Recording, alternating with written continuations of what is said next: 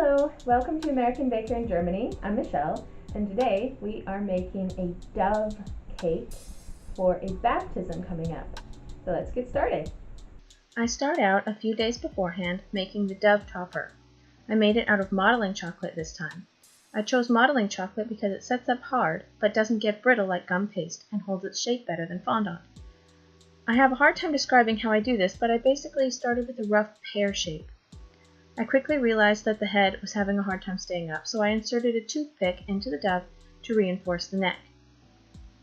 I made a pointed tail, but it didn't turn upward like a duck. I let it point down. Then I spent some time smoothing the surface of the modeling chocolate and rounding the body. I also pinched the chocolate at the front to form the pointed beak. I debated about the wings for a while, but I decided I would need too much structure if I wanted the wings to be out. But I also didn't want the wings down completely, so I chose to have the wings down like the dove had just landed on the cake and was in the process of folding the wings in. I was going to freehand the wings, but then I realized that it would be really simple to use my circle cutters. The smooth side for the top of the wings and the scalloped edge for the bottom of the wings. I massaged the front edge into the dove, and it stuck on without too much trouble.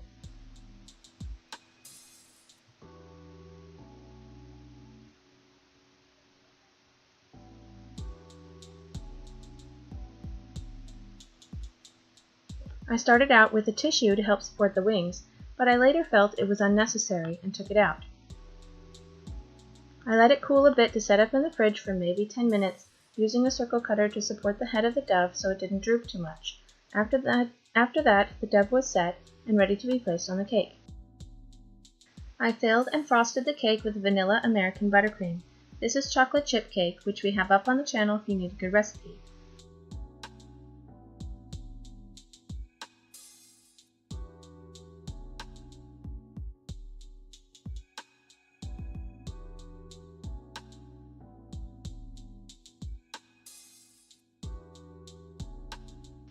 Then I chilled the cake for half an hour to allow the crumb coat to set up.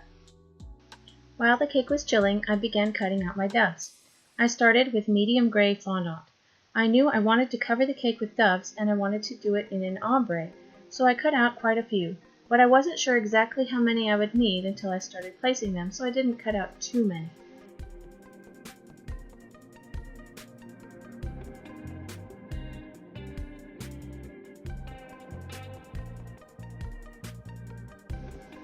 I set my doves aside and frosted the cake again. I knew it was possible that the frosting would show through sometimes between the doves, so I tried to cover the cake really well.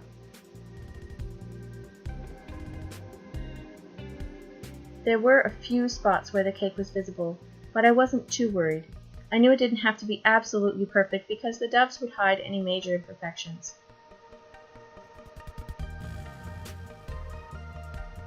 I cleaned up my cake board with a wet rag. Then I began placing the doves. I turned it a bit to judge how I liked it, but I decided to line them up facing the same way. I began with the largest size with one wing on the cake board, so the bottom line of the cake would be hidden under the doves. I cut out more at one point.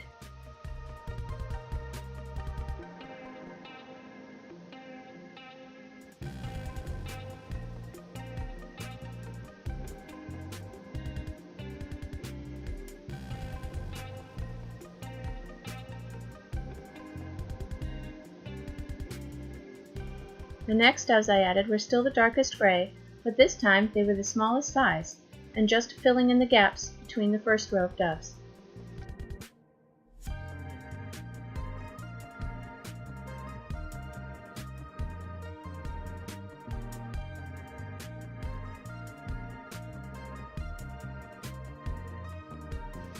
Now to create the ombre effect, I take my gray fondant and mix it with about an even amount of white fondant to lighten the gray color.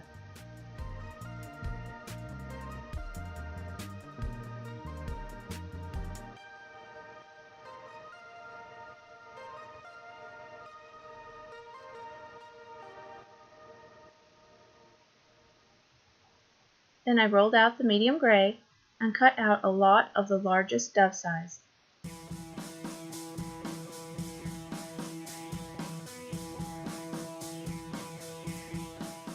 Then I lined them up just like I did the first row.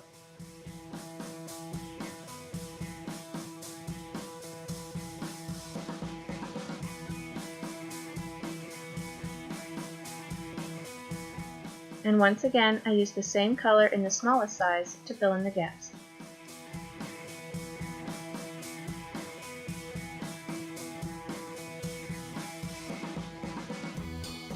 For the next level of gray, once again, I mixed half my medium gray with an equal amount of white fondant.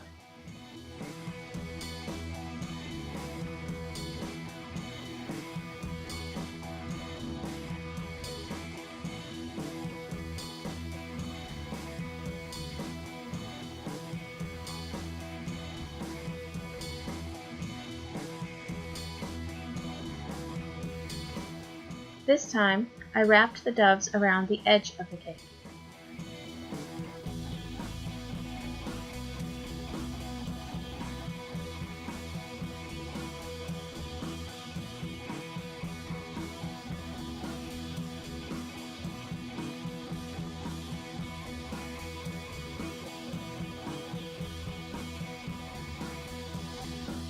I decided to cover the top with the lightest shade of gray, once again mixing an equal amount of gray and white fondant.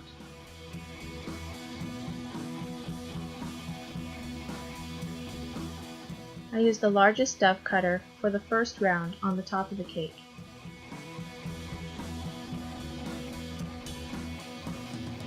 Overlapping the dove slightly. Then I used the medium dove cutter size to fill in some gaps around the edge of the cake.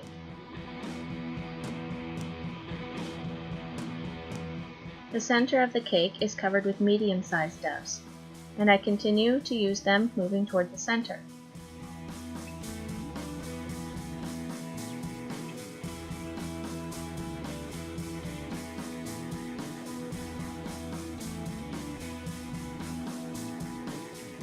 The middle is covered with 4 doves overlapping each other. Then I place my modeling chocolate dove in the middle. I knew I needed a little bit of sparkle, so I dusted the dove topper with silver luster dust.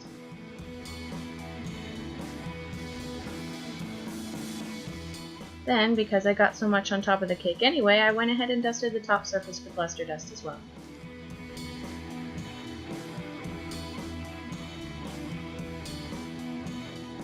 I painted a couple of eyes with undiluted black food coloring.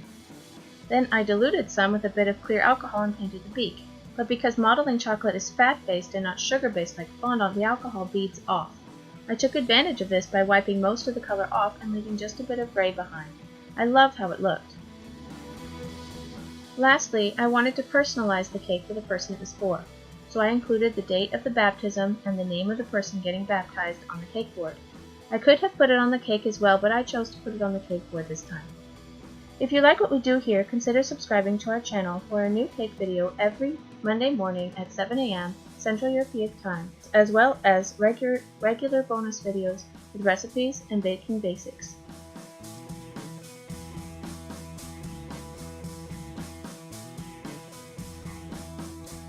I love how this cake turned out. It was just how I pictured it. I think the ombre really worked and the hundreds of doves gave a lovely texture. I was able to give the chocolate dove on top to the man who was baptized, and he was grateful to have it. I feel the doves were a reminder of the Holy Ghost, as well as a symbol of peace, the spiritual peace we feel when we know we're doing God's will.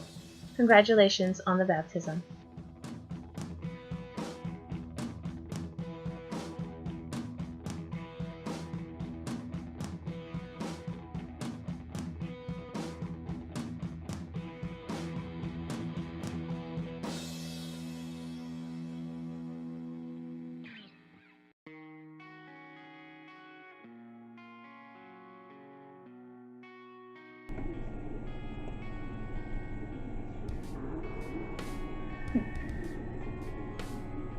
I lost my head!